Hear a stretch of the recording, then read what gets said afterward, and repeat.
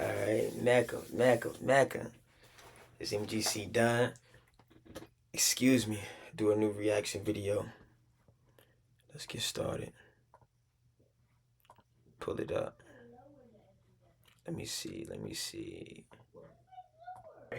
They print, it's the federal government, they print the money. Cartel Bo.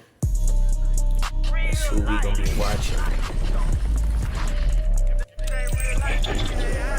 It ain't real life. Real life street star. You know what time it is. You supposed to go do life, getting the gun, killing them back. I know, like, you ain't no different than a Karen or this, that, and other. But when you saying, like, you in the streets and you living a certain lifestyle and you own that, you know what I'm saying? And you talking this, and then something happened to you street and whoop, and this, that with the lifestyle. And then you go to the police and let them know, you know what I'm saying? Now you're officially a rat. And then especially if you're not a citizen, you're claiming business shit like with the, see my thing with the Gucci Mane thing, I was all right with everything that happened in the situation as far as on Gucci's side until he did that diss song. Well, now you faking now. Like, now I can't respect you. You was the person, I bought your books in prison, nigga, and I read them hoes. I bought your books in jail, my nigga, and read them hoes, nigga. You knew you f***ed this nigga out of $24 million. You knew you didn't pack fair with that nigga. You knew you called scarring them people and asked for that chain back when he died. But at the See? See,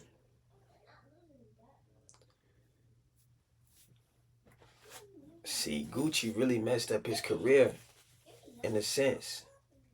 Because if that's true, and you do owe POOH SHIESTY 24 million, that's insane. That's an insane number to owe somebody, that's insane. Moving on. Doing business with people is dangerous. It's dangerous. Let me keep going. That's crazy. end of the day, if you're a businessman, that's just bad business. I was gonna say, I seen a video of somebody speaking on the Gucci Mane situation, and they said Gucci, it was Boosie. Boosie was doing an interview, and he was like, Gucci, no, he wrong. And Gucci did all these videos talking about he had never snitch.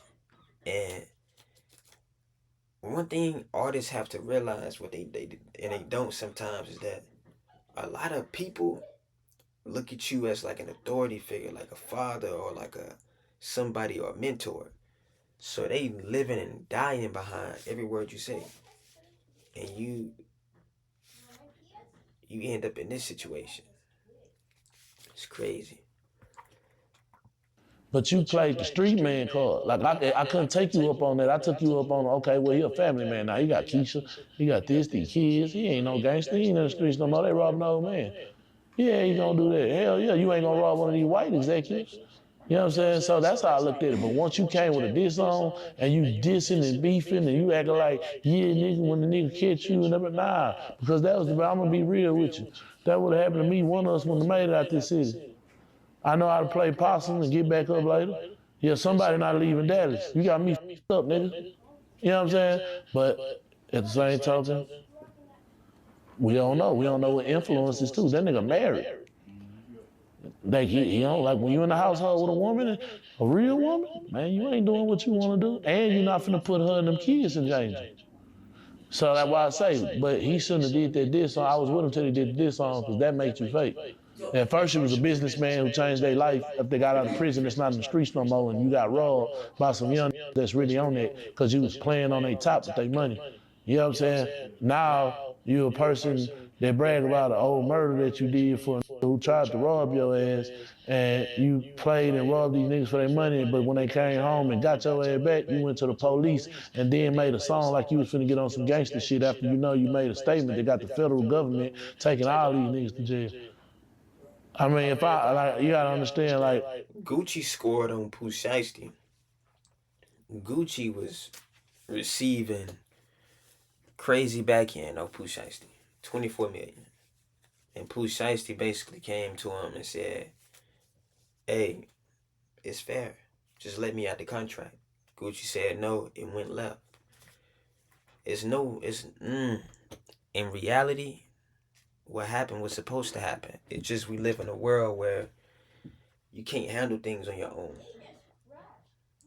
It's rules and regulations. It's levels to it. But in all honesty, he did what a man was supposed to do. If a man playing with you and playing with your survival, yeah, you take his life and you put it in your hands. And now let's see how you want to play now. I'm a businessman, this, that, and other, but it's certain shit that's just Do in good me, business. right? Don't cross people. It ain't on Cross me, it's just people, in make me. sure you So if pay you them ever back put a gun to tenfold. my head or a gun to my face, I don't want you on the earth no more. I don't want you in jail. I don't want you on the earth no more, nigga. We finna do this. Don't handle your business. You know what I'm saying?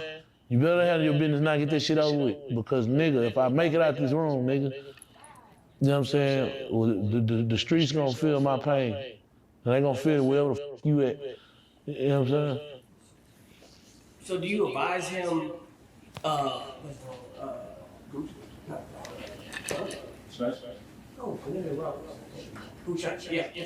you advise him going in there and knocking him off because letting him live. Nah, man, listen, I don't advise. I'm gonna explain something to you, bro.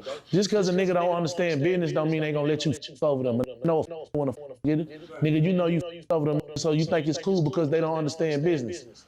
Alright, what business? They understand Memphis. They understand Cotton Creek apartments. They understand that. I your ass understand this gun to your face. You playing with tens of millions of dollars, and you know just went and did 4 or 5 years. The guy had to get their life up and lost their cousin and all types. Yeah, nigga, like, hey, just you don't get the fuck up. Whether I fuck you with paperwork or I fuck you to your face with dope and run up. You come into a street, man, like he don't know, like he too stupid to see you call yourself pimping him. How you think this gonna go, gang? What other alternative did you think was gonna happen? This man, the guy. That's really what happened. You pimped him. POOH SHIESTY was a good. He had some good. He had a good little wave for a little minute. He was on a smooth little wave. Back in Blood. A lot of other songs. And yeah, so that means Gucci Mane was just stacking his money. Stacking POOH SHIESTY money. But then again, if you know business, you may look at it different. You may look like, I mean, the money Gucci did get, that's his money. Because sometimes artists, it's different. It's different. I don't want to speak on what I don't know. Business gets sticky. And that's why it's important. It's not sticky, it's just miscommunication, blurred lines. When you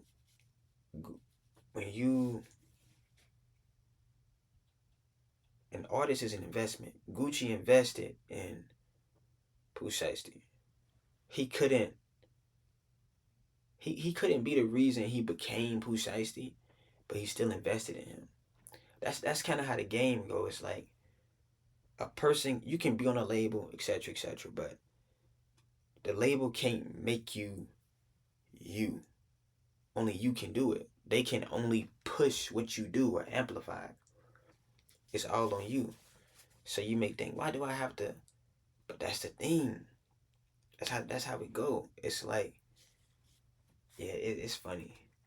Got all these plaques and they made all this money for a nigga while he in jail, but you worth 30-something million, 24 from him, and he worth 3.4 million. How you think this finna go, Jack? You playing games with nigga live. Nah, you playing games with lives. And Cartel, when they twist your top, you looking like you run into the police. I don't respect that, bro. That's why I don't respect it. And I would have respected it if he would have stayed business and family and not implemented no diss song or street shit. I could have respected it, cause man, you did everything you had to do, Gucci. You ain't got to do that shit no more. But because you call yourself trying to make a diss song, make like you gonna get on some gangster shit now, you lost my respect. Because you was supposed to do that off the top. But let's be real, man. Y'all in Dallas, homie. We all knew about that shit 3 months ago. We all knew about that shit 3 months ago, bro. In my mind, it was Gucci finna spin them niggas top. That's the Gucci I know. He finna spin them niggas top. Not that I'm on the side or woo woo woo, but That's a good question because it happened in January. Everybody know, I don't know, knew what time it was. Why did it take so long for them to go federal? because the feds move like that, bro. Damn. The feds this will watch been you and happening. tell So you. they'll know and just wait. The whole time in my head, I'm thinking, this recent. No, this been happened. This been happened. That's crazy. It been happened. This happened in January.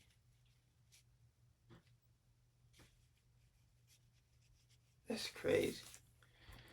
I'm thinking this just Because they want you to do something else and build a case up on you that you can't get out of. Like, the feds watched me. I had that RICO and the gun case. The feds watched me the whole time, right? Yeah. They didn't stop and get me until I was on the phone and told somebody I was finna turn myself in. That same day, they cut off the Florida Turnpike on the way to Miami. Had the helicopter in the sky with the spikes on the road and undercover dudes and took my ass down. Because they don't want you to turn yourself in. That's the last thing they want. The U.S. Marshals live off of catching your ass. They don't want you to turn yourself. What's the difference? Because if you turn yourself in, you get points off your sentence. So it's a point system. Like, they gonna get you 3 points off your sentence because you came in willingly. You wasn't a captured fugitive. So now, not only that, you're more reluctant to get a bond because you came up there. The U.S. I'm not sure who I was talking to. I think I was talking to my mom, and I was saying how all of life is a game. The so-called good cops, the bad cops, it's a game. It's a game. They playing a game. They came and got you. They came and got you. The good thing would be to turn yourself in. They say, no, we're not going to let you do that. We're not going to let you do that. We going to have the right and the bragging rights of saying we caught you. And we're not going to let you get no points off your sentence. The marshals don't want you out on bond. They want you in federal prison. So, like, you can get a bond. If you walk up there and turn yourself in, most judges are going to give you a bond. Because they know, hey, if he came up here to handle this on his own willingly, this is a stand-up person. This is a stand-up citizen. They not going to run. They not running from it. You know what I'm saying? So, shit, they don't want you to do that. That's why you can't bond yourself out if you got a federal bond. They got to give you a bond. You can't even pay money. They want property. They want cars and land. You can't get them no cash. They don't want your cash. They print the money. Right. They print. It's the federal government. They print the money. But They why want do your they shit. want cars? They want your mama house, your auntie house. They want your land. They want your legacy. So which one is worse? The CIA, the FBI? Like, what's the worst? All of Homeland them. Security? Like, who do you not want to see? All of them. But what's like the one you definitely just don't? If you see them, you like, oh, so. The U.S. military. The military? Yeah, the military would come. Yeah. So it was a white boy in that motherfucker, right? It's a couple cases. So y'all know about the drones with the guns on them motherfuckers? Y'all know about? So the guns that go with the drones. So the guy who created those had a federal case. Let me show you how the feds work. They seen it and seen him doing it. They hadn't been done before. So they flew out and the federal government charged them. The U.S. military came and got their butt because they didn't know what grade weaponry he had available to kill people. They know he had this, so they didn't know how to come. When they got him, they took him to TID. They charged him federally. He had the Fed case. He was fighting. And then they came back to him and say, hey, we can push all this under the rug and get past this if you show us how you make these drones and help make us something and may work for the U.S. military. And gave him a multi-million-dollar contract versus sending him to federal prison. Man, the Fed government dirty. Boy, they do what they want to do. I mean, explains about, it was a white boy, right? You know, some people buy bullets, throw shells, and some people. He an asset. Why would they lose an asset? They do that for anybody. If you a hacker and you can outperform their hackers and outperform, okay, come aboard. You done so much dirt, they still say, come aboard. We need you. When people need you and you an asset, all the bad you've done is cleansed. It's cleansed. You've been born again once you become an asset. When people need you and you become an asset, you've officially been born again. People don't care about the bad you've done. No one cares. We need you. You're an asset.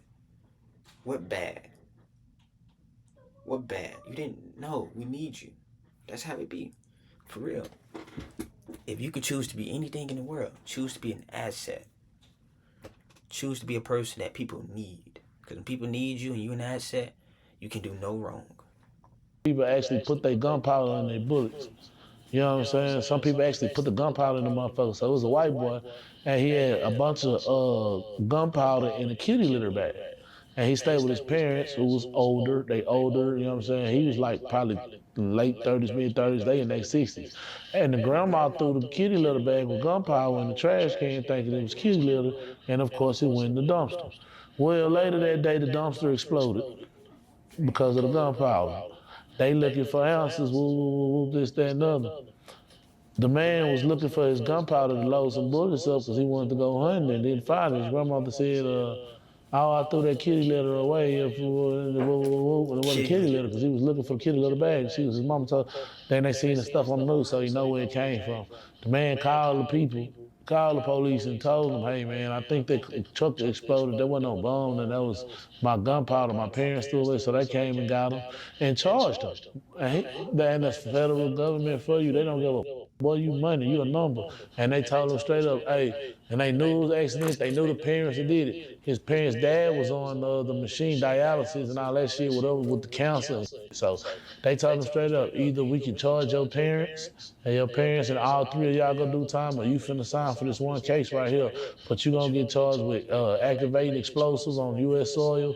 The boy was all type of charge. They finna hide the man and hide his parents because they accidentally threw a kitty litter bag in the trash. Yeah, bro, and it was gunpowder in there, and these people were old, bro. I met that nigga in Miami FDC, bro. It was crazy, bro. It was crazy. It's like, so they gonna make you take 5, 6 years. Knowing that you didn't do it, knowing your parents threw this gunpowder, they know it, they don't care. They gonna make you take this time. That's why I say, man, we come that shit with SHIESTY, bro. Y'all don't wanna hear what I got to say for real. Y'all don't wanna hear, cause man, like, man, don't come home from the feds after the second time, bro. Niggas don't come home, bro. That's why I say I don't want to hear that. I don't want to see it. I don't know how to lie and be fake, though. Man. That's why that Gucci man is so fucked up. Yeah, you know what I'm saying? The only way that shit not gonna happen is if all 3 witnesses go in the courtroom and say, POOH, SHIESTY, and these guys did not rob us. They didn't do none of that. All that was lies. Then they'll beat the cases. That's not happening. You think that cameraman and that police officer gonna go in that federal courtroom and say that these guys didn't have us on our knees and with guns to our faces? That's a police officer they robbed, boy. That's, you know what I'm saying? Man, you actually, that's why I'm saying we being realistic about it. But that come with the crash. That's why I say he wasn't thinking about his future. The only thing he think about is playing with his life. And he will. Gucci played with that man's life. He made tens of millions of dollars off that man, and then, come on, before bro got out, everybody had been saying what they were saying about bro. Everybody, like, why all your artists end up dead, shot in jail and all this? They had been saying that. There you go. Like, stay away from that. That ain't the same. You gotta peep. When bro got some of the most influential power ever in hip hop history, right? Thug, the Migos, Long Way, Young Scooter, get all the shit. Like, he is like a father to a lot of shit, but at the same token, bro, when them guys was prosperous, he was in prison. You think they would have got off like that with Good Wop out here? And they were signed to him? It wouldn't have been no QC for real. Because they piggybacked off, they got them artists, he sold their contracts to P. They piggybacked off of that and built their foundation from Bad and Bougie after everything went bad with 300. You know what I'm saying? When they finally went in the pyramid and did their thing, that's how that played. But you think that shit would have happened like that? You think that, like, it probably would have happened sooner. He probably would have played with Thug and them like that. And it would have happened, yeah. We know what Thug and them on. You can say what you want to say. We know what they on. It probably would have happened on that way. It just so happened that, man, time, bro. Time always tell a story. That's why I tell people, guys. Time is always gonna tell a story, my nigga. No matter what, you can't run from time. Stop playing with people's money in life. So we talking about legends and Man, I'm thirsty than a bitch. Give me something to drink around this. Give me some water. Pour some of that Sprite in the cup. Water. Cartel Bo doing all this Appreciate talking. Cactus mouth. He popped that water open like it was a Sprite.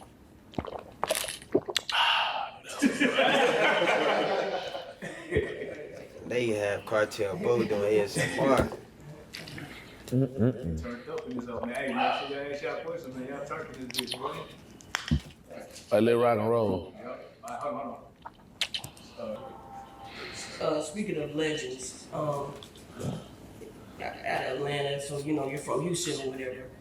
What was your thoughts? I have to ask you. What was your thoughts about Zero when he got in a fight and he kind of, I would say, kind of snitched? What was your thoughts? It was more personal for me because Trey the Truth is like a big brother to me. Like Trey been around since I was a gent. Trey was around showing and taking a nigga here, there, doing shit. When I called my first M, and like Trey was communicating with Miss Gambriel, trying to make sure I was okay. Man, I came home like, bro, tried to, you know what I'm saying? So Trey has done a lot.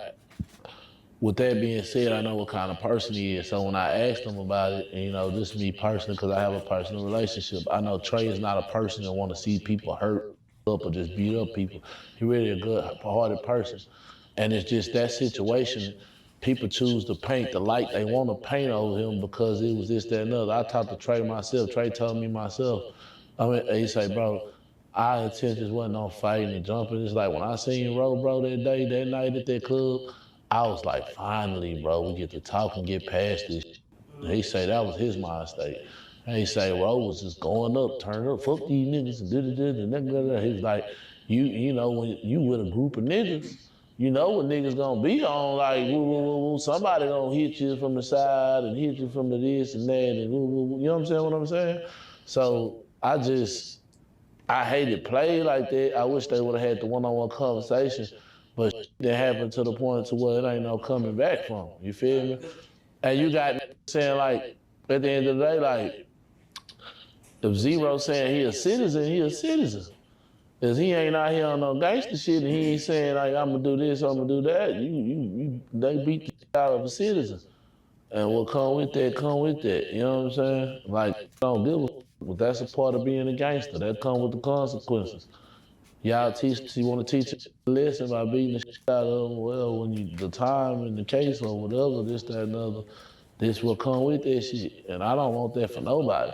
You gotta understand, like, from who I saw that was doing the push and press, that's my cousin, nigga. The nigga that was putting the hands on, bro, D-Bugs, that's my cousin. Let me explain something to you. D-Bugs younger than me. D-Bugs hit me on my chest one time when he was in the 8th grade and I was in the 11th. And I made my mind up then, if this nigga ever put his motherfucking hands on me again, I'm gonna blow his motherfucking face off, nigga. I swear to God, nigga. The nigga's a monster, bro. Like, D-Bugs was a monster, but he grew up He-Man. But bro, mom and daddy is real live police officers. Good-hearted people, good pillars to the community. My ain't son, your Uncle Jerry, like for real, like, you know what I'm saying? But bro, a monster. Like, it didn't take all that. Bro gonna do it by himself.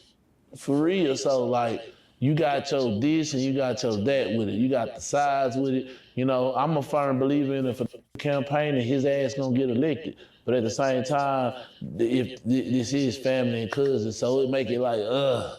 And it's like, I don't want to just be like, woo, woo, woo, because Trey and I look up to you at the same time, but nigga, it's wrongs on both sides. You feel me? You feel me? Like, I'm talking about for real. Tell mommy. Like, for real.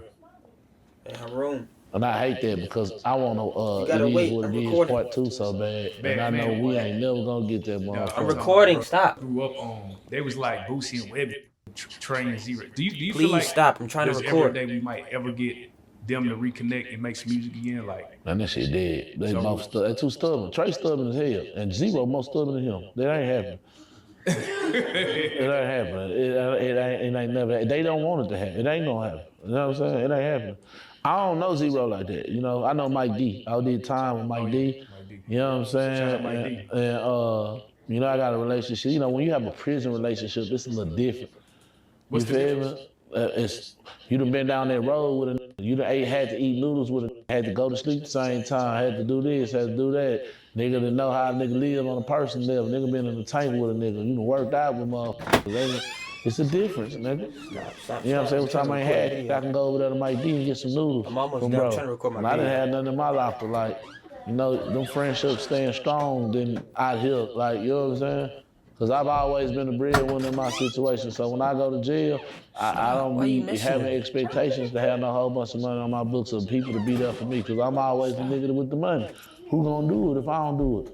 You know what I'm saying? For real. I gotta ask about this the viral documentary you did, Murderwood. Yeah. Right? Dope, classic. Yeah. But it seemed to come with a lot of backlash too. Well, you gotta understand, like, the Houston police been hating me for a minute.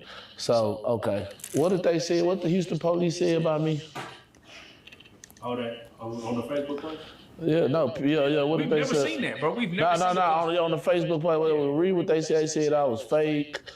I'm from the burbs. Yeah. This, that, and the other. That's what they said, remember? We've never seen that before. You ain't never seen the police. That's what they said. They said I was a fake gangster. I'm lying. They said that those murders, which they all happened and they all real and they all right there off Wayside where I'm from, was this and that and this and that. But nah, they also said this when they wanted to hide my motherfucking life. You know what I'm saying?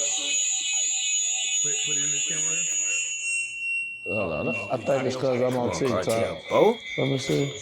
Let me get off of here real quick. Yeah. All right, that sum it up. The POOH SHIESTY case is sick. It's a sick case. Highway. Sick, man.